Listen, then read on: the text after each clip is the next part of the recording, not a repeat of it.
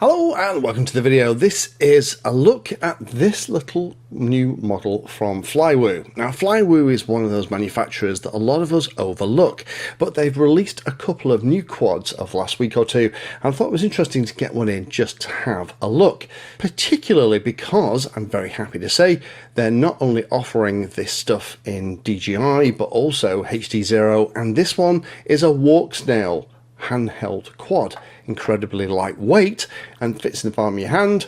Different batteries supported. This is a 1S quad. Essentially it's like a super whoop, I guess. There are optional guards that go around the motors. This here is the Firefly16, but they've also released something called the Firefly18 as well. It's about £170 for the whole quad, but crucially that includes the walk snail unit in this particular one all ready to rock and roll. Just bind to your express LRS receiver, there's one of those in here, and also bind to your walk snail goggles and away you go.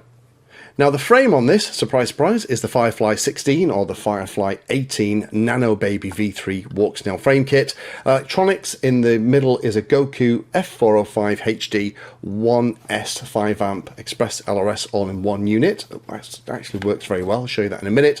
And inside it has a walk snail Avatar HD Mini 1S VTX with the appropriate camera there too. Propeller on this for the Firefly16, this are HQ 40mm 3-bladed props. The Firefly18 has 2-bladed props, they're HQ 45mm. Motors on this are a Robo 10002 23,500 kV, and it's a Robo 1002 19800 kV on the Firefly 18. Battery connector is an A30, weight is about 35 grams, and we'll go through the flight times and everything in a minute. As usual, the flight times are a little overstated on the website. I'm not getting anywhere near what they are advertising. However, I am flying it like I stole it. So let's plug it in and just see what the Betaflight configuration looks like out the box, because they're claiming it's quite well set up. So here we are connected. It's upside down because the connector's on the bottom. Nothing in the data flash, which potentially means that it hasn't been armed from the factory.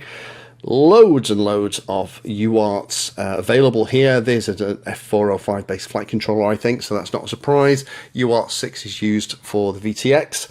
8K gyro, 2K pig loop frequency, running at about 21-22% on that F405 processor, which is going to be fine. Everything is pretty standard in here, no big surprises.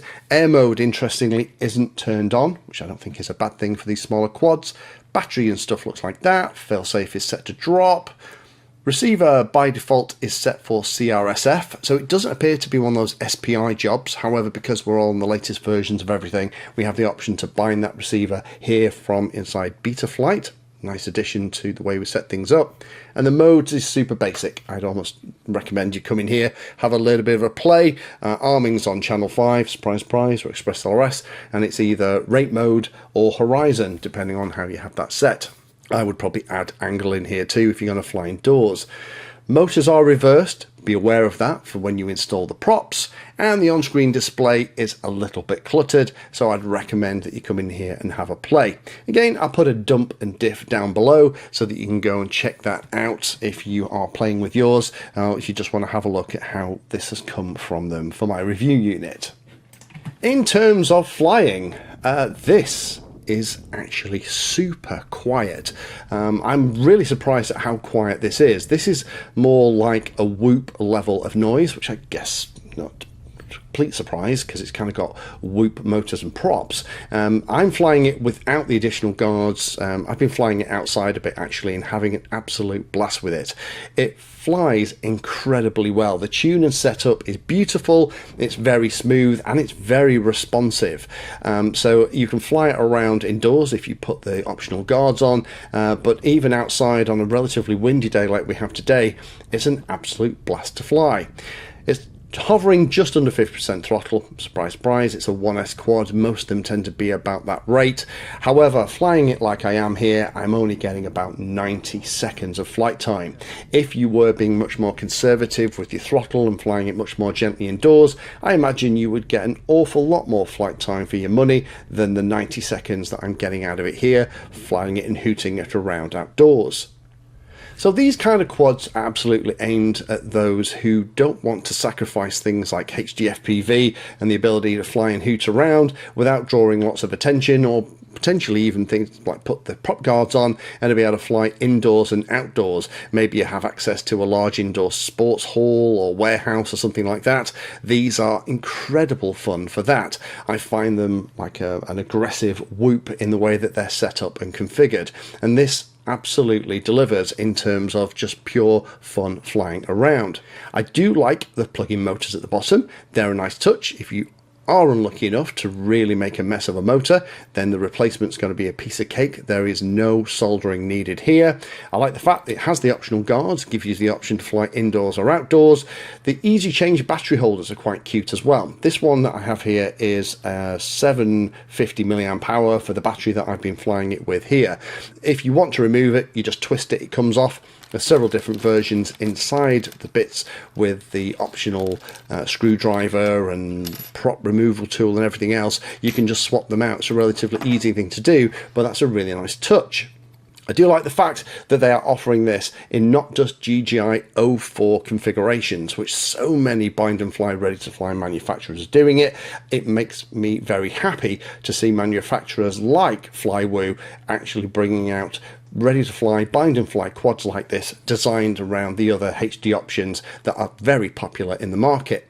Full Express LRS receiver in here as well. I did connect to it and did do the normal configuration stuff via the Wi-Fi, just like you would with a normal Express LRS stuff. So the Express LRS controller behaves exactly the way you would expect a separate Express LRS receiver to, which is good for setup.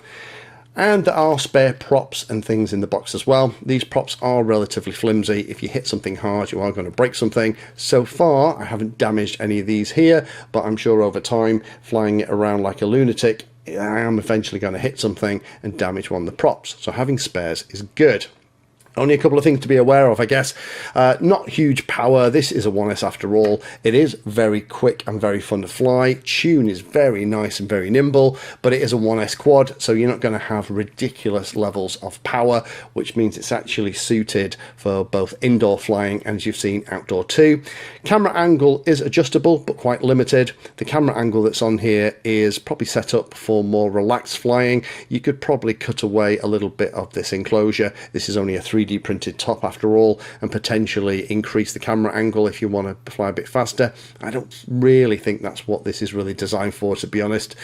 Shorter flight times due to the power taken by that 1S unit. They're advertising a flight time of 4 minutes and 40 seconds with the 750 milliamp hour battery on this Firefly16. Getting nowhere near that. I think I would probably have to calm down and be much more gentle with the throttle, maybe even set a throttle curve up on the radio, or maybe calm the throttle a little bit in Betaflight to get anywhere near that kind of flight time. Linear antennas at the top for the walk snail stuff and for the Express LRS bits and pieces. I've not found that particular issue. Still using circular polarized antenna on the walk snail stuff. I wouldn't recommend you fly this too far away from you. You won't have enough battery to get back if you do. Big thing is with this is I would recommend get yourself a whole slew of these batteries. There are these chargers. I might do a quick other video on these actually. These are quite cute. Flywoo have developed their own battery charger system that I've been using with this and been playing with as part of it, but I think it probably deserves its own quick little video on that. But the 750 milliamp hour batteries, ideally you want to be taking 5 or 6 of these to the field to get a good fly out of it and to have some fun with it only lasting couple of minutes. If you're probably a little bit calmer and you're flying, you're going to want 5 or 6 in order to get a decent time in the air. OSD setup and also the mode setup will probably need a little bit of tweaking. By default, I would say they're not what most people would want in their setups. So in summary, Flywoo, congratulations. I'm so pleased that there are manufacturers out there who are not just listening to their DJI rep and just making everything around the DJI 04 system. 04 is only one of the 3 options available from DJI and one of only 6 or 7 different HD FPV systems available on the market today.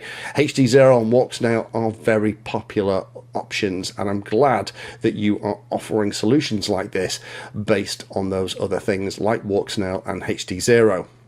This is a great little pocket quad for flying indoors and outdoors on calmer days, and actually less calmer days too.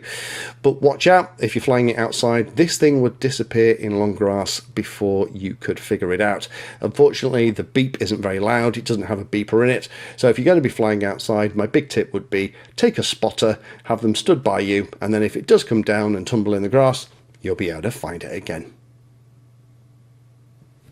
Thank you for watching my video. Check out the playlist, and adding Pedantry60 to your search terms will help you find my content. If you haven't done so already, please hit the like and subscribe button, it helps a lot. You can support the time I spend here answering questions and helping others by using the links in the video description.